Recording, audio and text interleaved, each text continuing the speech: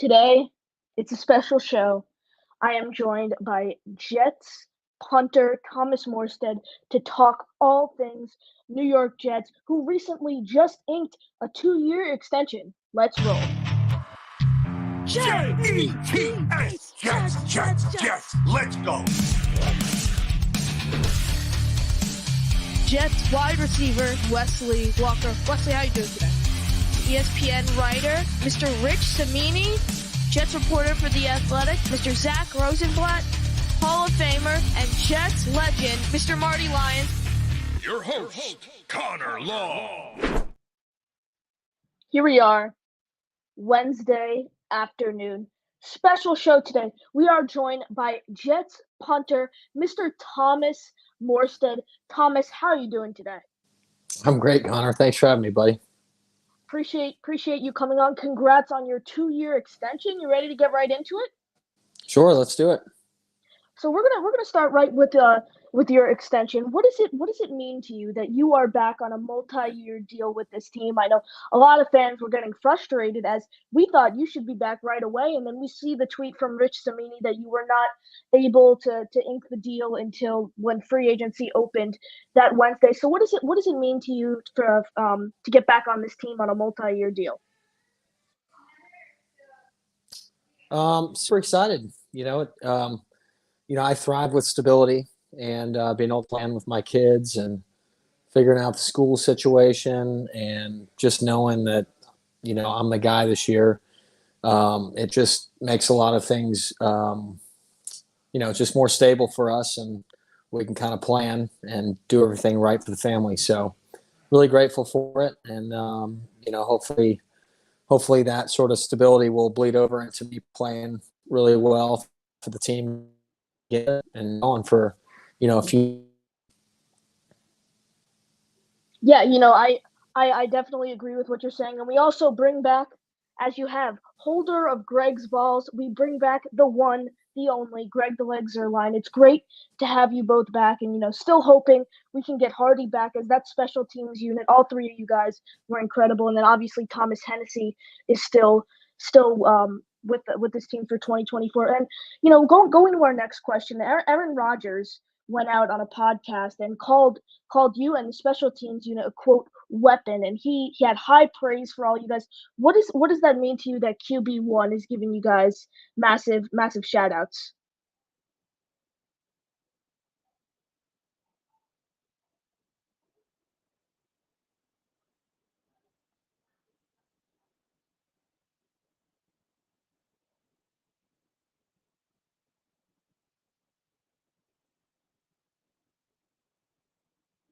Thomas, you got me?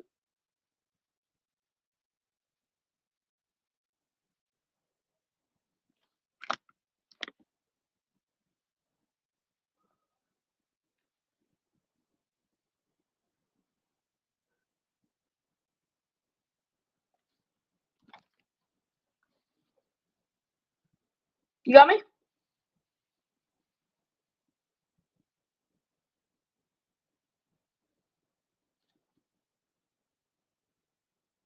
Can you hear me now? I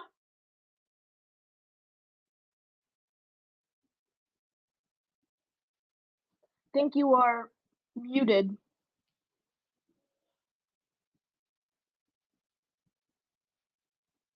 You got me? All right, I think he was having some difficulty with the Wi-Fi. But guys, if you were just joining in, we are joined by Jets punter Thomas Morstead. I think he will be joining back as I think he was having some trouble. He was really talking about how that he inked a multi-year deal with the Jets. Obviously, that two-year extension. He was telling us how that it really means a lot to have his family stay in New Jersey and how his kids keep him young, and how it really feels good to play football and be back on a multi-year deal still at his age, and how he really he likes that the Jets really trust him and want to bring him back on a multi-year deal and don't look at him as an older player. Oscar says he's the best punter in the league. I agree. He had a very solid year last year. And then I think his Wi-Fi lagged out when I was asking him about the Aaron Rodgers question. about what it means that Rodgers was describing him as a weapon on a podcast that he appeared on.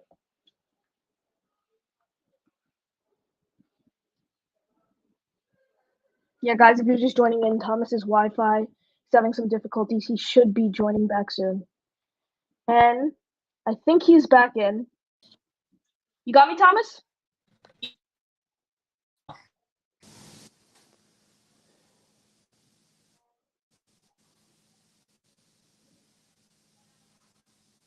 Thomas, you got me? You there? You got me? I can hear you. There we go. All right, perfect. Can hear you. The question you got me? Okay, good. I was asking what it means to you. I know you said you saw the clip about Aaron Rodgers describing the special team unit, and he's describing you as a weapon. And what does that really mean to you that QB1 is giving you massive shout outs on a podcast like that? What does that mean to you? I think it's cool. I think anytime a teammate is, publicly advocating for you to be back on a team, it's really cool. And look, I think if you go look at his some of his playoff losses have been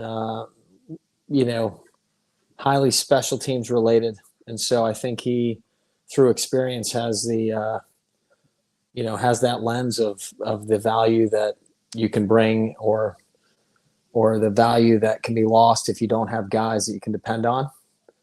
And he's trying to win a Super Bowl, and he just knows that that's inhibited him from doing that in the past. So certainly he's appreciated, and it's really cool anytime a teammate does that.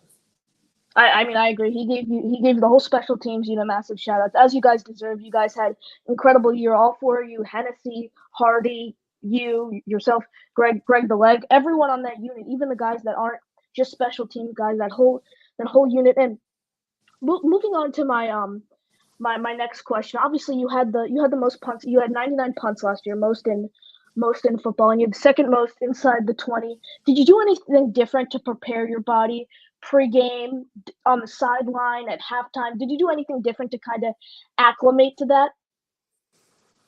No.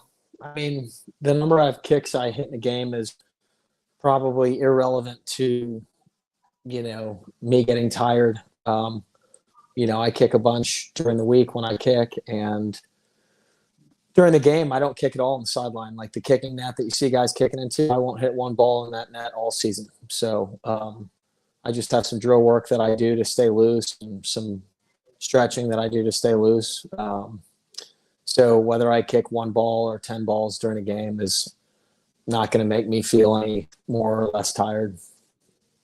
Yeah. Now we're gonna move over to the coaching aspect of the game. Obviously, special teams coordinator Brant Boyer. We saw him get a little fancy. You had a great pass to Brendan Eccles in the Bills game, an 18-yard completion, I believe it was. And Brant Boyer, especially since Hardy's come in and all these guys, he's helped them hit a lot of their season high. He helped Hardy hit his first Pro Bowl, and it's crazy that you only have one Pro Bowl. You deserve a lot more. What makes Brant Boyer such a skilled special teams coach?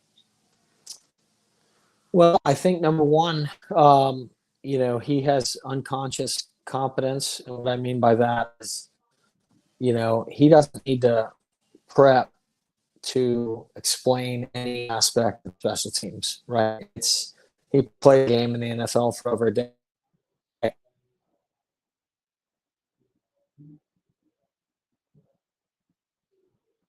Game.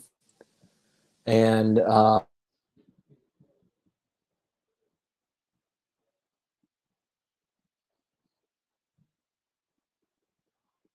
Thomas?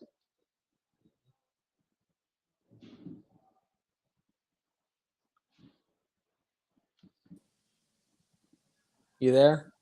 Yep, I got you. So that Brant Boyer, he's Okay. been with the Jets. He's been with the Jets for some reason we're breaking up a lot, and I know. I'm gonna hold this up. Is that better? Let's see. You're frozen on my end right now.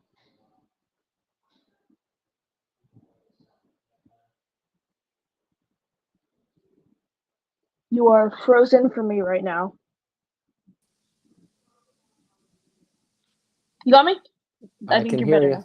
Yeah. I so Boyer's been with the Jets for a long time, and I definitely agree with what you mentioned. But we're gonna go back to some of your teammates on that unit last year.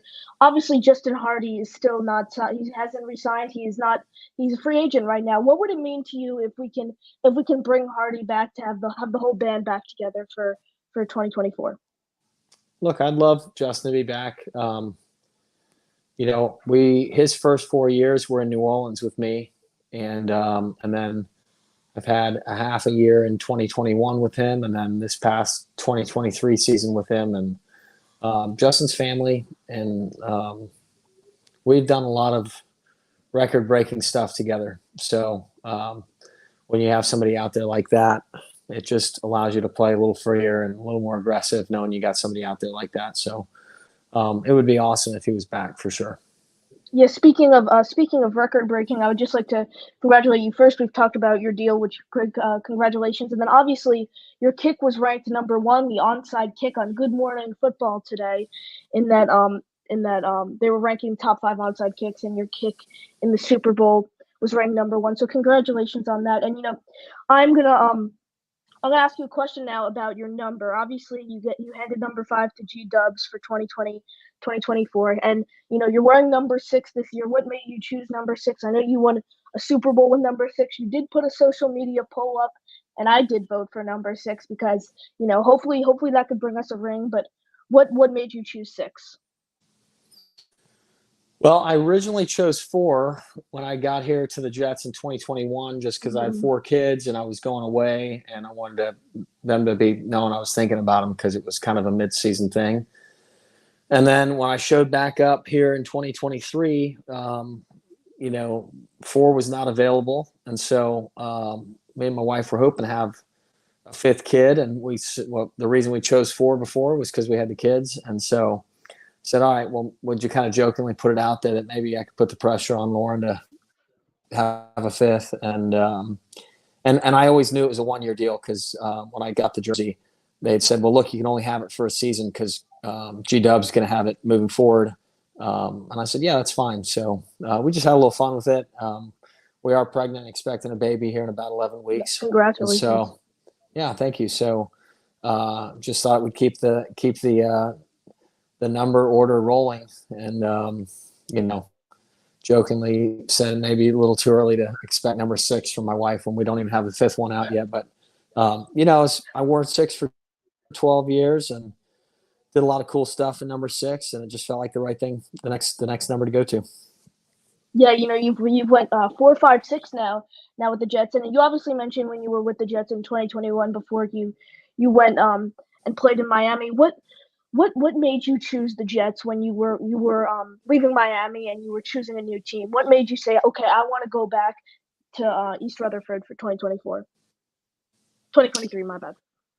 Well, look, I thought I was going to go back to Miami, and they made it clear they were going to go younger. They didn't offer me to come back, and I had a few other options to go to that wasn't Miami, and I just when you know what you have somewhere, the snapper that works, the special teams coach, and that relationship's good. And the whole building, I knew everybody, and I knew I could be successful in that setup. And obviously, there was some rumblings that Aaron was going to become a Jet, and all those pieces, made it exciting. And so I wouldn't say it was too difficult of a decision to make on where to go last year. Yeah, so you mentioned obviously the rumblings of possibly of when Rodgers was thinking about coming to the Jets. When you signed that deal, this is the last question before we let you go. When you signed that deal, did the possibly hit Rodgers coming in, did that influence you signing with the Jets? Did that made you want to sign with the Jets more, that there was a chance that Rodgers was going to come and be the quarterback for this football team? Sorry, I heard none of that. We broke up the whole time, so you have to say Um, it again. Of course. So when you were coming back to the Jets, obviously you're in your second tenure right now. When you signed last year, obviously, you mentioned the rumblings of Rodgers possibly coming to the Jets. Did that have anything influence your decision to possibly come back to the Jets or no? Absolutely, it did. Yeah, I'm not trying to go anywhere where I don't feel like I have a chance to win. Um, it's that's one of the benefits of being an older player and on these short term deals is you kind of can control. You can say yes or no to different opportunities, um, and not be stuck in a place you don't want to be. So, yeah, it had a big influence on me coming back. I agree. Thomas, thank you for joining us. You got any final thoughts?